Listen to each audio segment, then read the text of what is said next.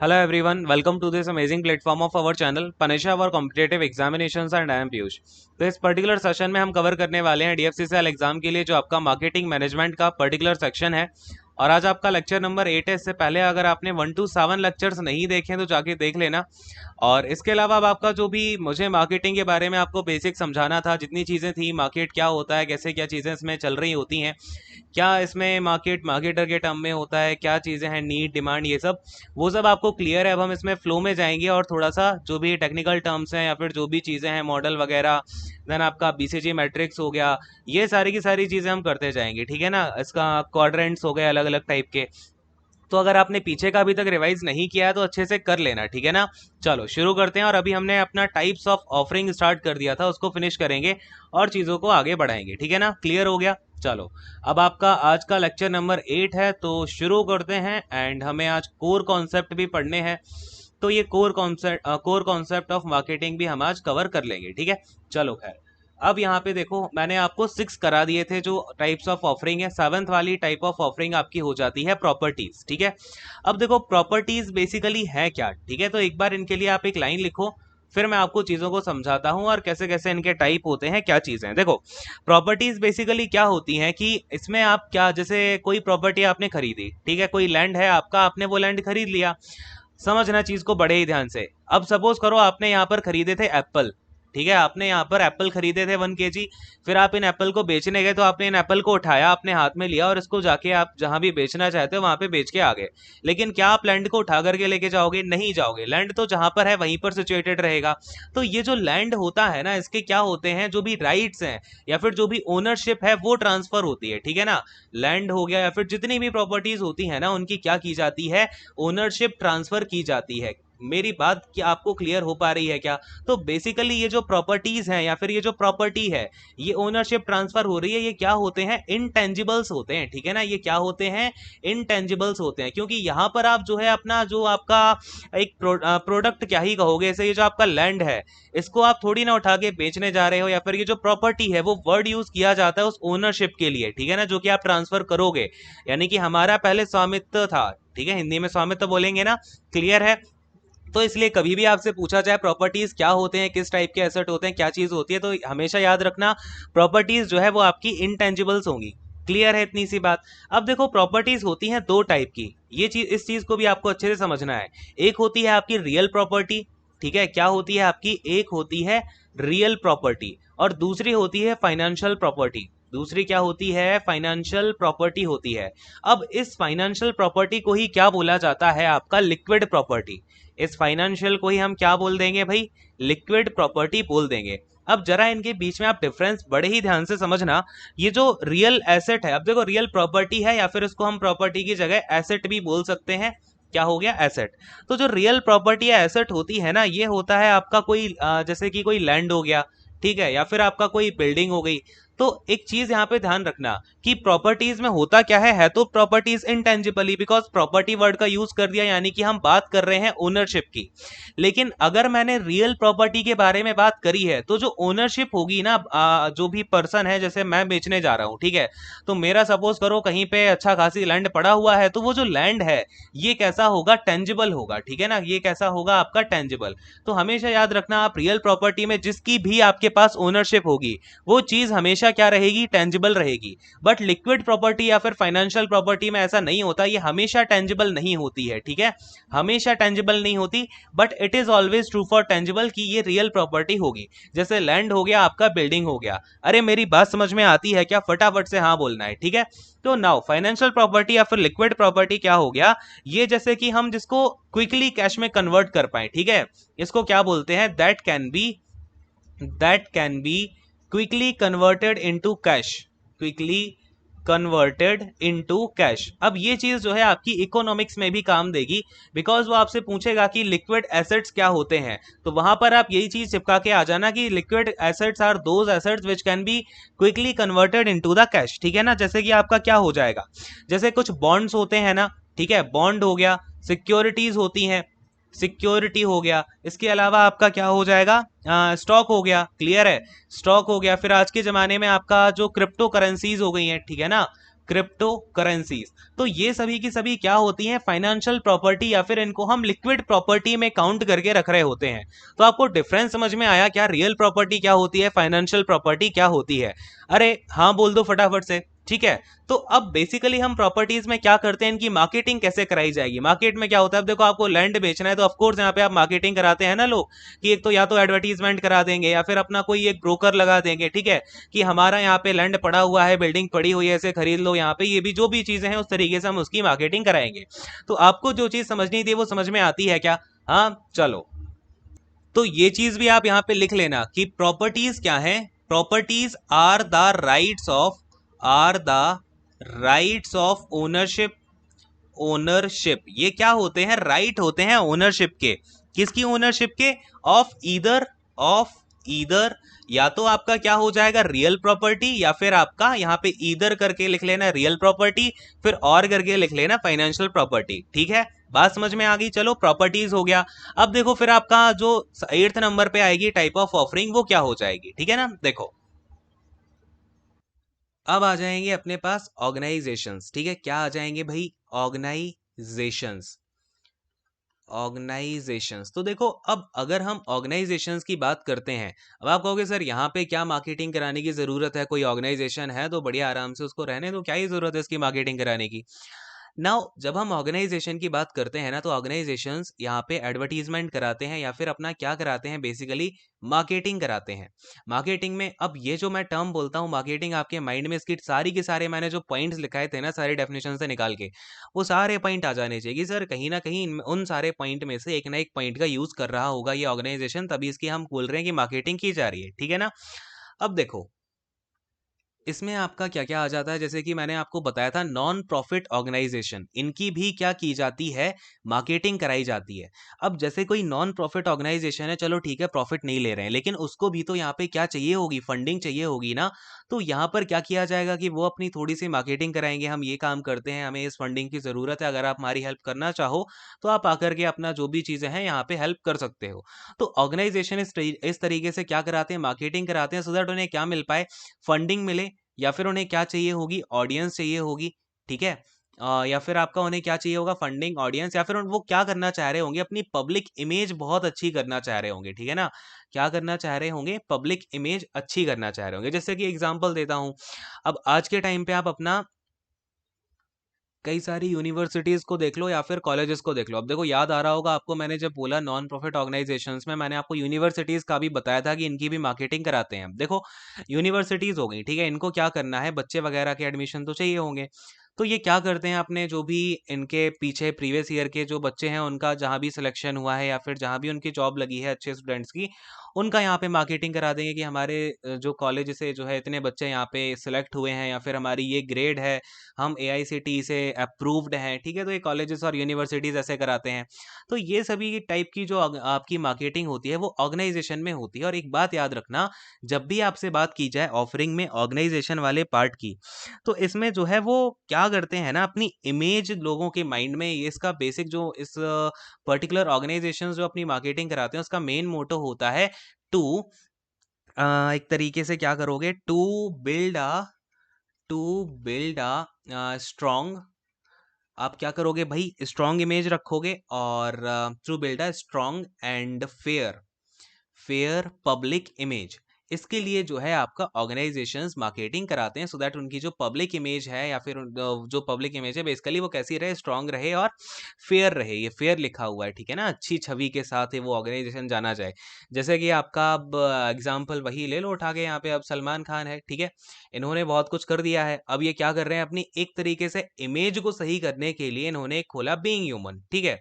अब being human लाने से क्या हुआ, इन्होंने बीइंग ह्यूमन के नाम से उस ऑर्गेनाइजेशन से बहुत सारी हेल्प करी, ठीक है। चार को खैर छोड़ो, इसमें ज्यादा डीप नहीं जाएंगे। अब इन्होंने उस ऑर्गेनाइजेशन को जब लेके आए, तो बेसिकली जो इमेज थी ना वहां पे, इस ऑर्गेनाइजेशन की इमेज तो बनी ही बनी गई। अब क्या है, पब्लिक इमेज बन गई, बहुत अच्छा है, यहाँ पे हेल्प कर रहे हैं, कैंसर पेशेंट्स की हेल्प हो रही है, बच्चों की शिक्षा में हेल्प की जा रही है। लेकिन इसके साथ साथ एक बंदा भी इससे एसोसिएटेड हो गया हमेशा के लिए। तो ये जब ये ब्रांड की या फिर इस ऑर्गेनाइजेशन की इमेज जब अच्छी हो रही थी, तो इस बंदे की इमेज भी अच्छी हो गई, ठीक है ना। तो ये चीजें हैं, इस तरीके से काम करती हैं। तो ये एक एक्सेप्शन केस है कि भाई ऑर्गेनाइजेशन की इमेज तो अच्छी हो रही थी, उसके साथ साथ एक बंदे ने अपनी पब्लिक इमेज भी अच्छी करवा ली, ठीक। तो ये बात है। नाउ एक और एग्जांपल देता हूँ, मामा अर्थ का एग्जांपल लो। मामा अर्थ वाले क्या बोलते हैं कि आप हमसे कोई भी सामान खरीदोगे, हम क्या करेंगे, अपना एक प्लांट आपको लगा के देंगे। आप उसमें आप कोई भी प्रोडक्ट लोगे मामा अर्थ का, तो वो एक प्लांट वहाँ पे लगा देते हैं, ठीक है। ये तो प्लांट ऐसा, ठीक है, जो भी है प्लांट लगा देते हैं और उसकी लोकेशन वगैरह आपको भेज देते हैं और हर टाइम आपको अपडेट देते रहते हैं एक पीरियड ऑफ टाइम में कि ये रहेगा। तो एक तरीके से ये क्या कर रहे हैं, ये ऑर्गेनाइजेशन अपनी पब्लिक इमेज बनाना चाह रहे हैं कि देखो हम इन्वायरमेंट के लिए इतना काम कर रहे हैं, है ना। तो इस टाइप की जो भी मार्केटिंग होती है उसको क्या बोला जाता है, वो किसके अंडर आएगी, ऑर्गेनाइजेशंस के अंडर आएगी। ये चीज़ आपको एग्जाम्पल मैंने इतने सारे क्यों दिए हैं, क्योंकि इसका क्वेश्चन बनता ही ऐसे है। वो एग्जाम्पल्स ही उठा के पूछेगा कि ये किस टाइप की ऑफरिंग में किया जाता है। आई होप आपको अंडरस्टैंडिंग मिल गई होगी, ठीक है ना। चलिए खैर, नेक्स्ट क्वेश्चन, नेक्स्ट वाले टाइप ऑफ ऑफरिंग पे आते हैं, 9th नंबर पे। इसमें हमारे पास आ जाती है इन्फॉर्मेशन, ठीक है ना। क्या होता है, अब इन्फॉर्मेशन भी तो होती है मार्केट में, इन्फॉर्मेशन का भी आपसे जो है चार्ज लिया जाता है, फिर मार्केटिंग की जाती है। Basically marketing is not about कि आप पैसा ले रहे हो नहीं ले रहे हो, इट इज़ ऑल अबाउट कि आपका जो भी प्रोडक्ट है उसके बारे में आप लोगों तक अपनी बात पहुंचा पा रहे हो, ठीक है। तो देखो इन्फॉर्मेशन, तो यहाँ पे आपका बेसिकली जब भी मैं आपसे बात करूंगा इन्फॉर्मेशन की मार्केटिंग की जा रही है, वहाँ पे 3 टर्म मार्केटिंग के ब्रॉडली यूज होंगे। एक तो प्रोडक्शन, ठीक है, क्या होगा प्रोडक्शन, फिर दूसरा यहाँ पर यूज होगा पैकेजिंग, एंड तीसरा आपका जो वर्ड यूज होगा वो होगा डिस्ट्रीब्यूशन, ठीक है।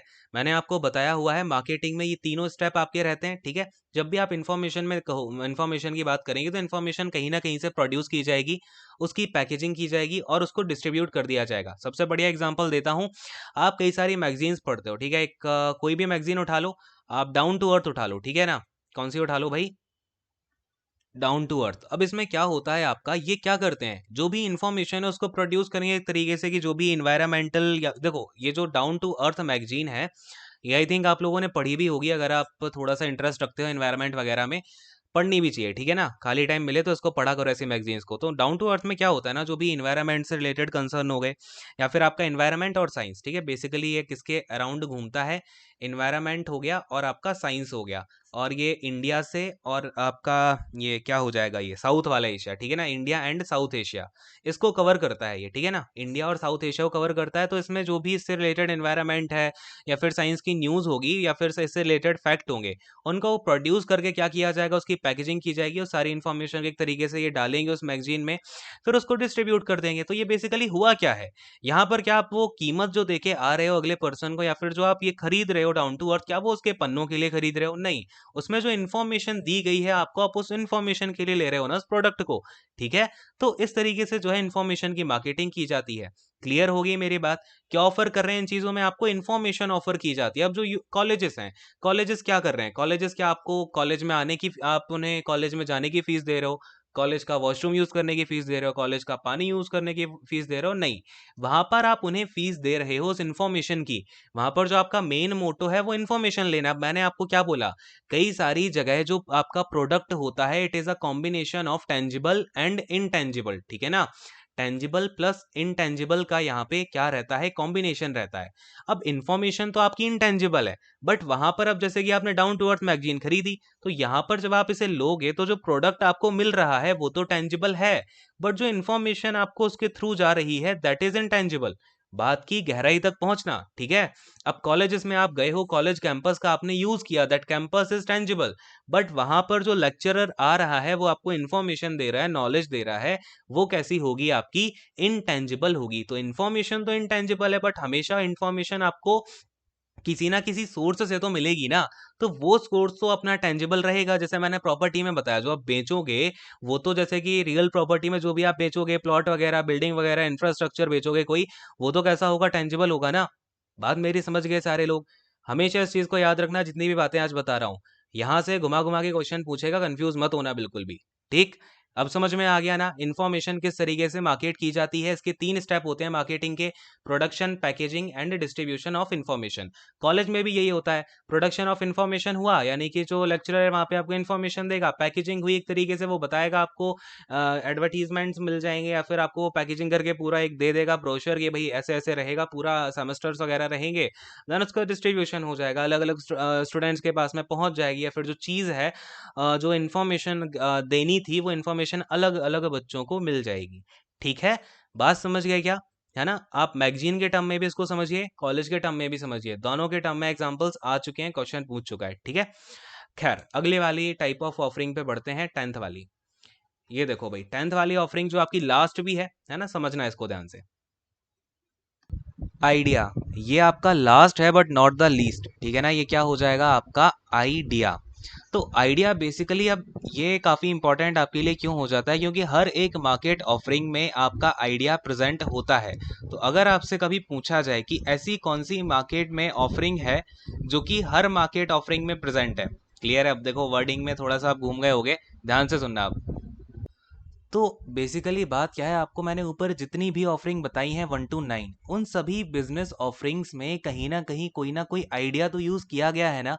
जैसे मैंने आपसे ऊपर बात की, प्रॉपर्टी हो गया, प्लेस हो गया, पर्सन हो गया, इन सभी की मार्केटिंग के लिए, इन सभी में हम एडवर्टीजमेंट करा रहे हैं, प्रोडक्शन करा रहे हैं, आपका डिस्ट्रीब्यूशन हो रहा है, कोई भी काम हो उसमें कहीं ना कहीं there is a part of idea. तो ये जो आइडिया की ऑफरिंग है ना, ये बहुत ही ब्रॉड है, ठीक है। यानी कि ये ऐसा नहीं है कि आइडिया का मतलब बस ये हो गया। एक देखो एग्जांपल दे रहा हूँ, एग्जांपल से आपका थोड़ा सा एक क्लैरिटी आएगी। जैसे कोई मूवी होती है, ठीक है ना, मुझे अगर सपोज करो कोई मूवी बनानी है, तो उस मूवी के लिए स्क्रिप्ट चाहिए होगी। एंड वो स्क्रिप्ट क्या है, वो राइटर को हम क्यों पैसे दे रहे हैं, वो राइटर के पास क्या है, उसके पास बस एक आइडिया ही तो है। वो स्क्रिप्ट क्या है, एक मूवी की स्क्रिप्ट होती है, कोई सीरीज की स्क्रिप्ट है, that is just an idea. तो वहाँ पे सीधा आपका आइडिया बेचा जा रहा है, वो आइडिया के ही थ्रू, वो आइडिया पे ही जो है काम किया जाता है, और वो मूवी आपको देखने को मिलती है।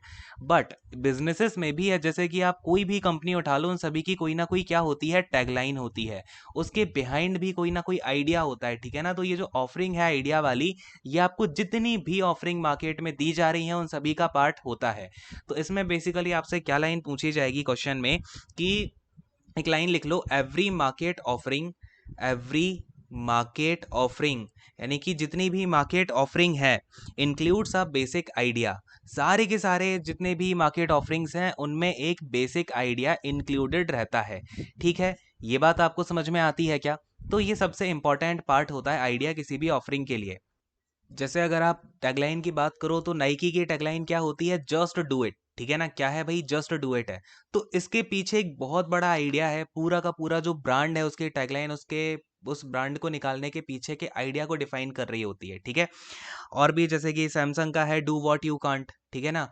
Do what you can't tagline जो है वो सैमसंग की है। और भी यार होती हैं, जैसे कि एक डिज्नीलैंड की है, the happiest place on earth, ठीक है। डिज्नीलैंड की क्या है, the happiest place on earth, place on earth, ये डिज्नीलैंड की है। खैर मैं आपको टैगलाइंस और कंपनी जो है वो अलग से करवा दूंगा एक क्लास में, जिसमें कि आपको इंपॉर्टेंट टैगलाइंस और इंपॉर्टेंट कंपनीज, और इवन जो फॉर्च्यून 500 की लिस्ट आती है ना, उसमें से भी जो इंपॉर्टेंट कंपनीज निकलेंगी वो भी करा दूंगा, अराउंड 100 के लमसम, ठीक है। सारी कंपनीज इंपॉर्टेंट नहीं है, क्योंकि वो अमेरिका की कंपनीज फॉर्च्यून 500 में जाती हैं, बट स्टिल जो इंपॉर्टेंट होंगी उनमें से वो करा दूंगा, इंडिया की कंपनीज की करा दूंगा, सो दैट आपका एक टैगलाइन वाला एक पोर्शन जो है कंप्लीट हो जाए, जो कि प्रीवियस ईयर में आपसे टैगलाइन पूछी भी गई थी, है ना।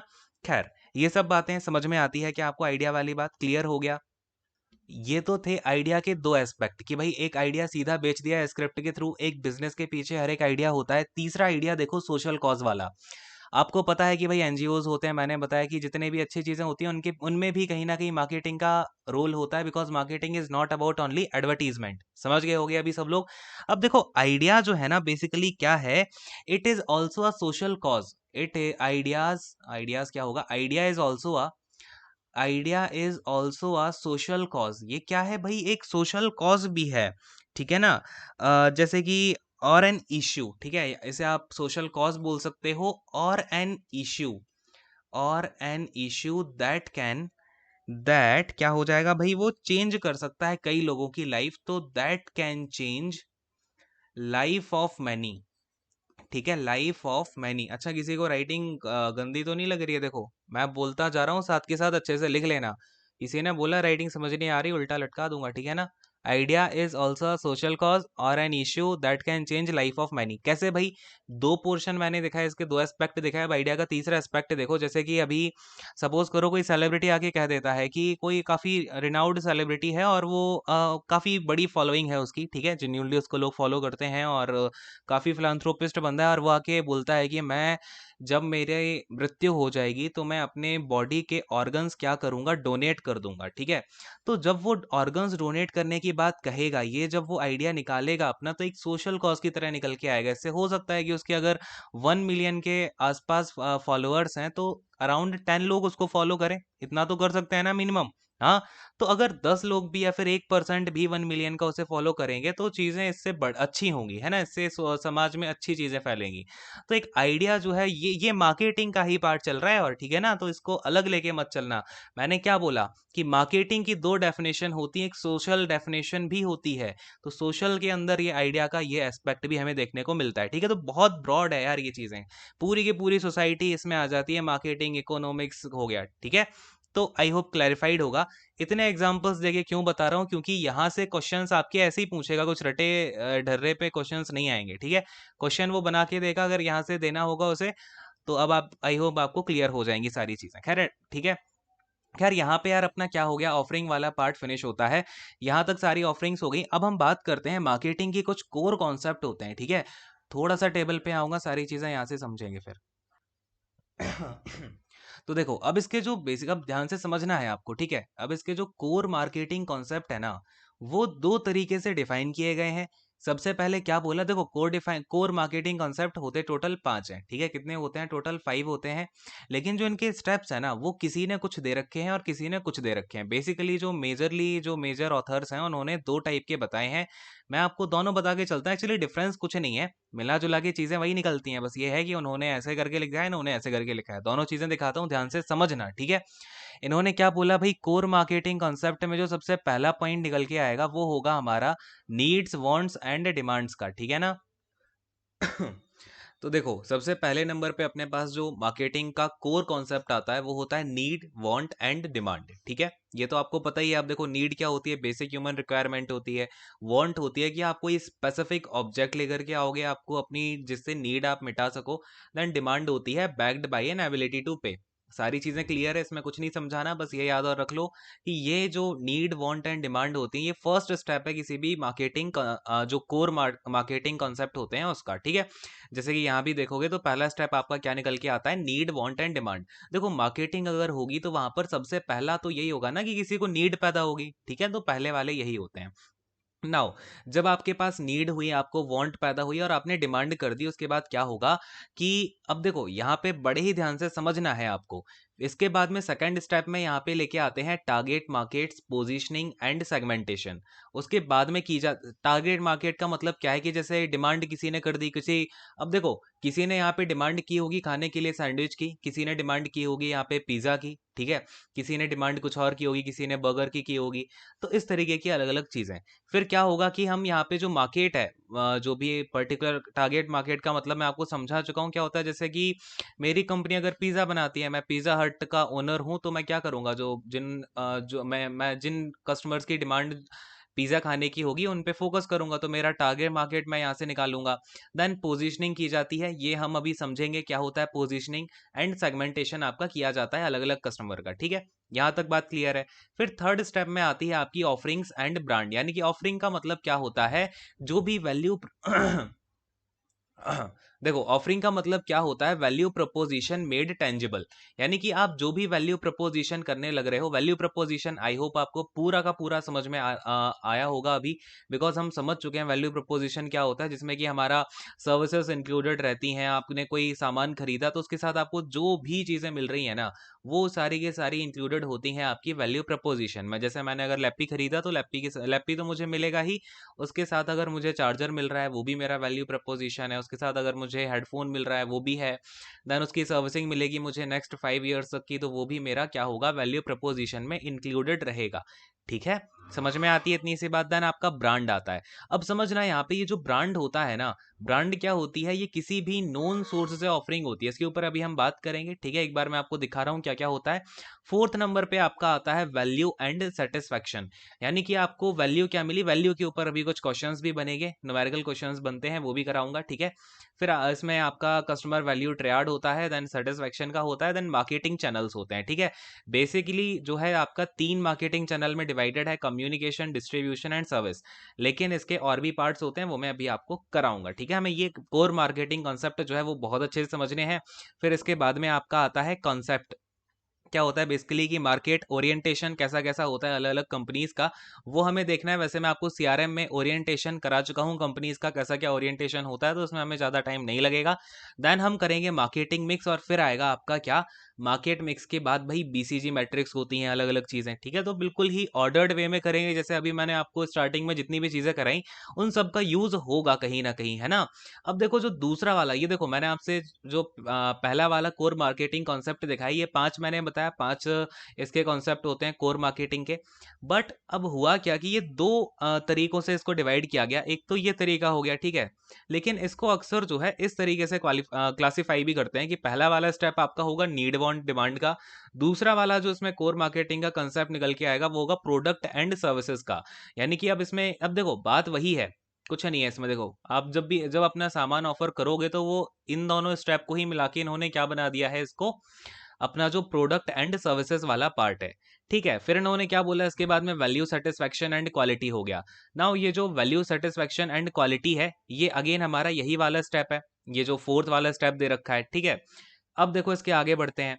देन आपका जो एक्सचेंज ट्रांजैक्शन एंड रिलेशनशिप, यानी कि इन्होंने यहाँ पे बात करी, आप जो भी ट्रांजैक्शन होगा उसमें एक्सचेंज क्या होता है, ट्रांजैक्शन क्या होता है। अच्छा आपको याद हो, अगर मैंने तो आपको एक्सचेंज के बारे में ऑलरेडी बता रखा था जब मैंने आपको बार्टर सिस्टम अभी कराया था, है ना।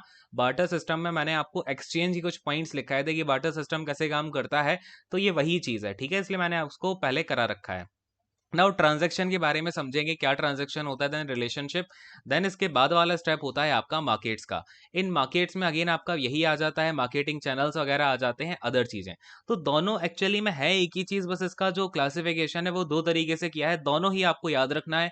अब क्वेश्चन बनाने वाला आपसे पता नहीं कौन से वाले से पूछ ले, इसलिए मैं आपको दोनों ही बता के चल रहा हूँ, है ना।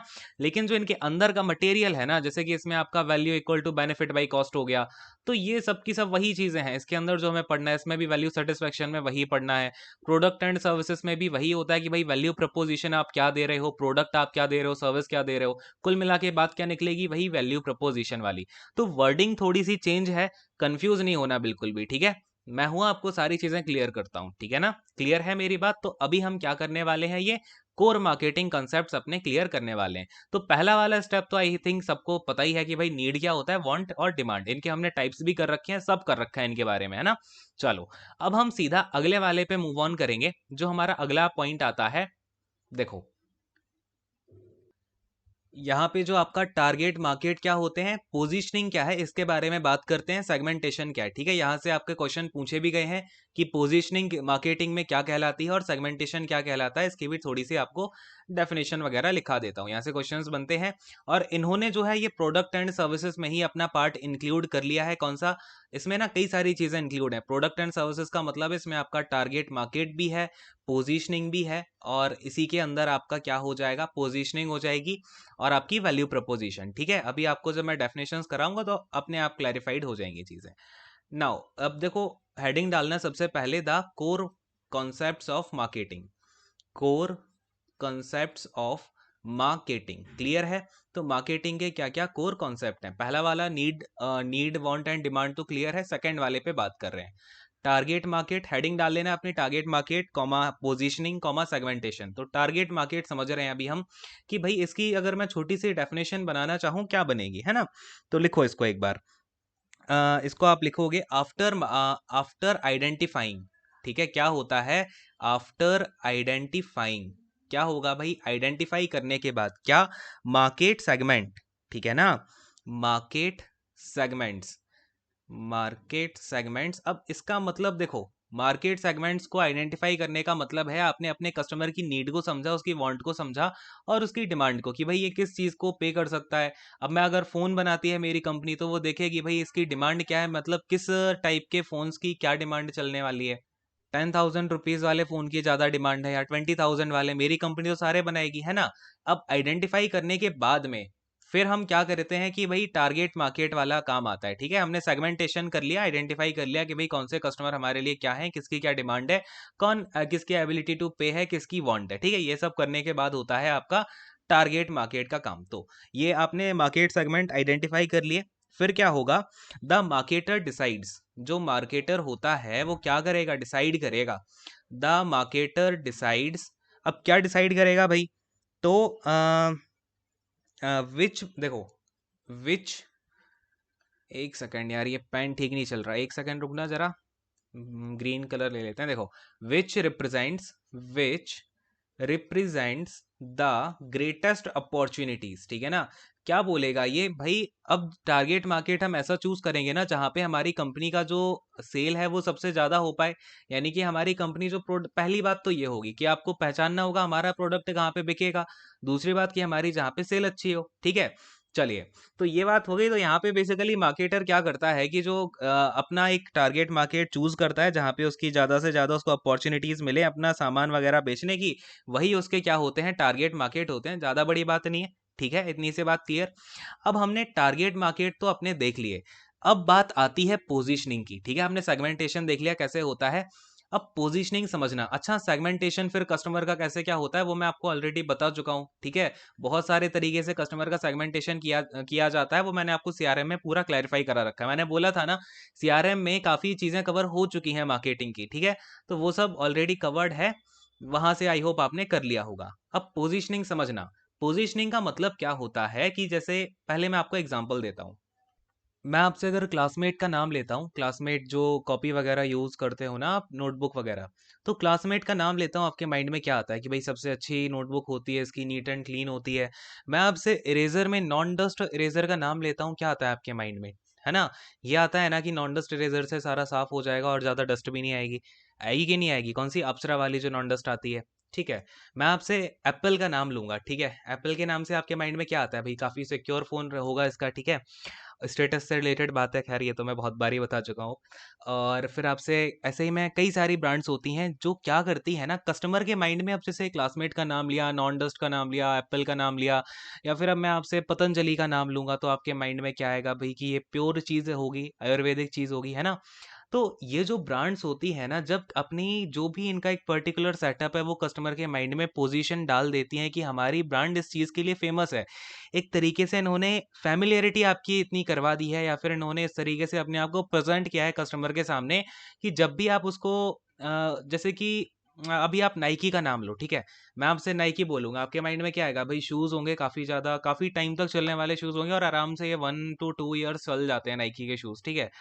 तो ये चीज़ें हैं, ठीक है। जब भी आप किसी ब्रांड के साथ में एक पर्टिकुलर उसकी पोजीशन सेट करवा देती है कोई कंपनी, या फिर जो भी ब्रांड है, कोई ऑर्गेनाइजेशन है, तो उस चीज़ को ही बोला जाता है क्या, positioning.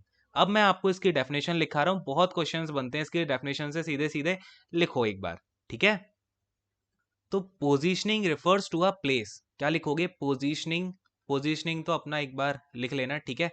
Refers to a place, किसको रेफर करता है, रिफर्स टू अ प्लेस, ये प्लेस कहाँ पे होगा, आप देखना अभी, दैट अ ब्रांड, दैट, थोड़ा सा नीचे आते हैं, देखो, that a brand occupies, that a brand occupies in the minds of the customer, ठीक है ना, in the minds of the customers, of the customers। अब कस्टमर्स के माइंड में जब ब्रांड क्या करती है, एक अपना प्लेस बना लेती है, ठीक है। And how it is distinguished, and how it is distinguished, distinguished, distinguish का मतलब होता है कैसे भिन्न है ना। उसे डिस्टिंग्विश बोला जाता है from the products of the competitor, ठीक है ना। And how it is distinguished, या फिर डिफरेंट लिख सकते हो आप इसकी जगह पे, from the product of the competitors, या फिर products of the competitors, products of the competitors. अब जैसे मैंने क्लासमेट का नाम लिया तो अलग से उसका एक पोजीशन निकल के आ गई ना माइंड में, एप्पल का नाम लिया अलग से एक पोजीशन निकल के आ गई, नाइकी लिया अलग आ गई, है ना। ये सारी चीजें ऐसे होती हैं, competitors and different from the concept of, and different from the concept of brand awareness, ठीक है, कॉन्सेप्ट ऑफ ब्रांड अवेयरनेस। तो ये चीज आई होप कि अब आपके माइंड में क्लियर हो गई होगी एग्जाम्पल से भी। अब पोजीशनिंग क्या होती है कभी कोई डाउट नहीं आएगा। अब एक छोटी सी बात और लिखो, इसकी ना एक डेफिनेशन और लिख लो, ये तो मैंने लिखा दिया, चलो ठीक है। और करके एक डेफिनेशन और लिख लो, जिससे कि आपको कोई भी फिर कैसा भी क्वेश्चन घुमा फिरा भी देगा तब भी कोई इश्यू नहीं आएगा, है ना। तो पोजीशनिंग जो है, यहाँ पर आप पोजीशनिंग की जगह मैं इट लिख दे रहा हूँ, ठीक है, कोई इश्यू नहीं है। तो लिखो इट इज अ, क्या लिखोगे भाई, पोजीशनिंग, ऐसे चलो लिखो, ऐसा ही लिखो इसको, positioning of a brand, positioning of a brand और प्रोडक्ट, ऑफ अ ब्रांड और प्रोडक्ट क्या होता है, is a strategic process, is a, अब देखो क्वेश्चन आपसे यहाँ से ये भी पूछ सकता है कि जो पोजीशनिंग है वो कैसी प्रोसेस होती है, तो it is a strategic process. Clear है, इसलिए ये वाली डेफिनेशन लिखा रहा हूँ, थोड़ी सी ये आपकी मार्केटिंग की तरफ इंक्लाइंड है। Strategic process that involves marketing the, that involves marketing the, marketing the, क्या मार्केट करेंगे भाई, ब्रांड और product in a certain way, the brand और product in a certain way, to create and establish, ठीक है, क्या करने के लिए, टू क्रिएट एंड इस्टेब्लिश, भाई क्रिएट करना है या फिर इस्टेब्लिश करना है, एन इमेज और आइडेंटिटी, ठीक है ना, क्या करना है भाई, एक इमेज आपको क्रिएट करनी है या फिर एक इस्टेब्लिश क्या करनी है, आइडेंटिटी। अब देखो यहाँ पर एक सबसे बढ़िया भी एक चीज है, जो लोग अदर एग्जाम्स के लिए प्रिपेयर कर रहे हैं, क्रिएट के साथ आप क्रिएट करोगे इमेज को, इस्टेब्लिश करते हो आइडेंटिटी को, ठीक है, तो एक ग्रामेटिकल जो है एक तरीके से स्लॉग है। खैर आइडेंटिटी हो गया, देन इसके बाद में क्या होगा आपका, with in the minds of, ठीक है ना, in the minds of consumers, in the minds of consumers, तो बेसिकली आपको किसके माइंड में, तो माइंड्स ऑफ कंज्यूमर्स। हमेशा याद रखना कि अगर आपको पोजीशनिंग का यहाँ पे डेफिनेशन दी जा रही है तो उसमें आपको वो हो सकता है कि 4 डेफिनेशन दे दे और उस सभी में किसी में कंज्यूमर लिख के दे दे, किसी में कस्टमर लिख के दे दे, किसी में सेलर लिख के दे दे, किसी में बायर लिख के दे दे, तो आपका जो सबसे मोस्ट अप्रोप्रिएट आंसर होगा वो होगा कंज्यूमर वाला, ठीक है। और कंज्यूमर ऑफ द, क्लियर है, या फिर ऑफ द नहीं आएगा, इन द, ठीक है ना, इन द टारगेट मार्केट, ठीक है ना, जो आपका टारगेट मार्केट है उसके अंदर जो कंज्यूमर बैठा हुआ है उसके माइंड में आपने अपने ब्रांड की या फिर अपने प्रोडक्ट की ऐसी इमेज बना रखी है या फिर ऐसी आइडेंटिटी स्टैब्लिश कर रखी है एक स्ट्रेटेजिक प्रोसेस के तहत, जिससे कि आपका एक प्रोडक्ट की साथ, उसको प्रोडक्ट के साथ साथ कुछ ना कुछ अच्छी वाइब्स आने लग जाएंगी, ठीक है ना, इसको बोला जाता है पोजीशनिंग। आई होप पूरा ये कॉन्सेप्ट क्लियर हो गया होगा, काफी घुमा के क्वेश्चंस पूछते हैं इसलिए इसको मैंने क्लैरिफाई कर दिया है, ठीक है। अब पोजीशनिंग आपने पढ़ लिया तो रीपोजीशनिंग भी पढ़ना बनता ही है। एक बार रीपोजीशनिंग और समझ लो कि रीपोजीशनिंग क्या होता है, एक बार ये क्वेश्चन पूछा जा चुका है, ठीक है। तो इसको देखो कि रीपोजीशनिंग क्या है भाई, एक बार इसकी आप डेफिनेशन लिखो फिर सारी की सारी चीज़ें क्लैरिफाइड हो जाएंगी। तो रिपोजिशनिंग ये आगे लिख लेना, ऑफ अ ब्रांड और प्रोडक्ट, ठीक है, हम क्या करते हैं, पोजीशनिंग किसी भी ब्रांड या प्रोडक्ट की ही कराते हैं, ऐसे ही रीपोजिशनिंग भी आपकी किसी ब्रांड या प्रोडक्ट की ही होगी।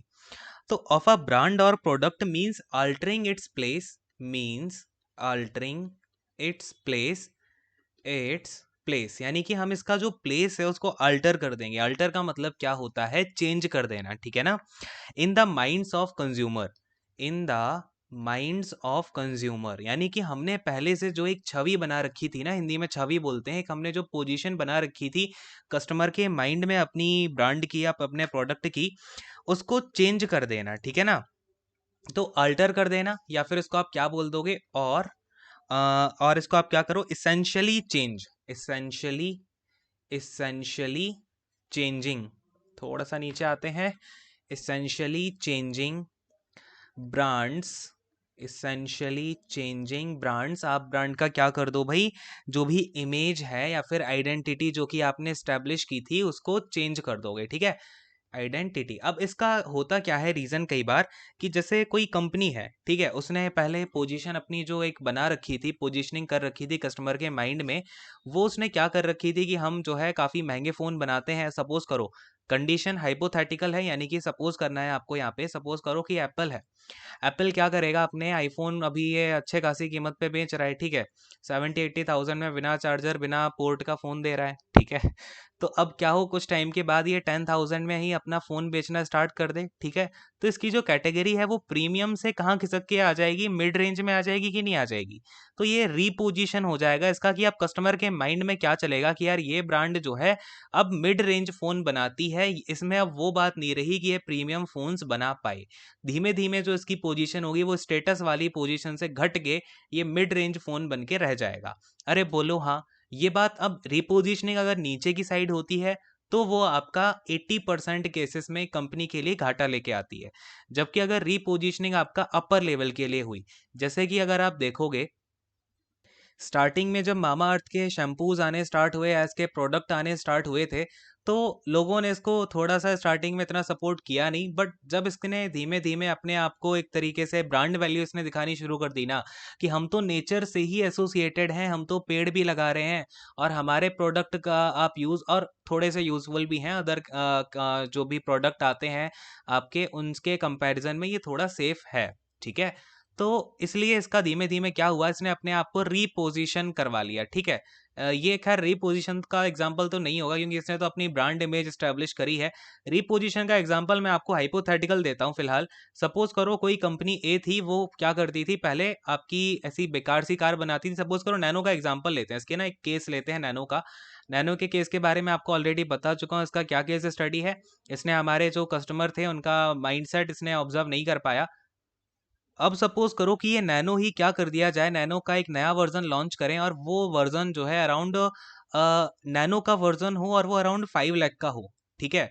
और उस वर्जन उस कार में आपके बहुत सारी फैसिलिटीज हो, हर टाइप की जो भी नॉर्मल नीड होती है वो सब उसमें प्रेजेंट हो और स्पेशियस हो वो कार, ठीक है। तो यहाँ पर अभी जो पोजीशनिंग है लोगों के माइंड में कि नैनो तो कैसी है, लखटकिया है, छोटी सी कार है, वहां से ही रिपोजिशन अपने आप को कर जाएगा एक कैसे, एक जो आपका नॉर्मल कार होती है उसमें, या फिर एक नॉर्मल एंड टिकाऊ कार, या फिर ये अपने आप को एक सेफ कार की तरह भी लेके आ सकता है कि हमने जो है सेफ्टी का बहुत ध्यान रखते हैं, सेफ्टी के सारे मेजर्स हमारी कार में फॉलो किए जाते हैं और इवन एक्सीडेंट्स वगैरह में भी ये सेफ रहेगी, इसमें अच्छी क्वालिटी की चीज़ें यूज़ की गई हैं, ठीक है। तो ये हो क्या होगा, इसका रीपोजिशनिंग होगा, यानी कि आपकी पहले से कोई इस्टेब्लिश्ड इमेज होती है, कोई पहले से इस्टेब्लिश्ड आपकी ब्रांड होती है, आप उसको फिर से चेंज करके दूसरे तरीके से उसको आप अल्टर कर रहे हो, ठीक है। तो ये चीज़ होती है रीपोजिशनिंग। आई होप आपको क्लैरिफाइड हो गया होगा, ठीक है। तो आज का सेशन इतना ही रखते हैं, बाकी आप लोग आई होप मेहनत कर रहे होगे। देखो मेहनत करना तो छोड़ना ही नहीं है बिल्कुल अभी, क्योंकि देखो ऐसा है, ये ना आप एक सर्वाइवल की जंग समझ लो। क्या है ये, आपके सर्वाइवल का वॉर है ये। इस सर्वाइवल के वॉर में अगर आप खाली हाथ वापस आओगे ना तो कोई फायदा नहीं है, आप सर्वाइव नहीं कर पाओगे। अगर सर्वाइव करना है तो अपने हाथ में कुछ ना कुछ लेके आओ इस जंग से, ठीक है। इसका मतलब समझ रहे हो, ये जो जंग चल रही है ना एग्जाम्स की, इनमें से कुछ ना कुछ अपने लिए लेके आओ, कोई ना कोई जॉब, तभी आप आगे सर्वाइव कर पाओगे। बात की गहराई तक पहुंचो और मेहनत से अपना काम करते जाओ, इधर उधर की फालतू की चीज़ों में माइंड नहीं लगाना है। जितना टाइम मिला है उसको बहुत अच्छे से यूटिलाइज करो। आई बात समझ में, एक एक सेकंड आपके लिए इंपॉर्टेंट है और कुछ बच्चे उसको बहुत ज़्यादा वेस्ट करते हैं। डियर अभी वेस्ट करोगे ना तो आगे टाइम मिलेगा नहीं, समझे। तो अच्छे से पढ़ते रहिए। एंड आज यार थोड़ा सा मेरा चीज़ें थोड़ी ठीक नहीं चल रही हैं, माइंड जो है बहुत ज़्यादा इधर उधर हो रखा है, तब भी आई थॉट कि यार आपकी क्लास जो है ले लेनी चाहिए, बिकॉज एक दो दिन से आपकी क्लास हुई भी नहीं थी। तो आई होप ये सब चीज़ें क्लैरिफाइड हैं। अब एंड करूँगा सेशन को यहीं पे, ठीक है ना। थोड़ा सा यार पता नहीं अंदर से थोड़ी चीज़ें ठीक नहीं है, खैर। Thank you so much, God bless you all, take care and bye bye.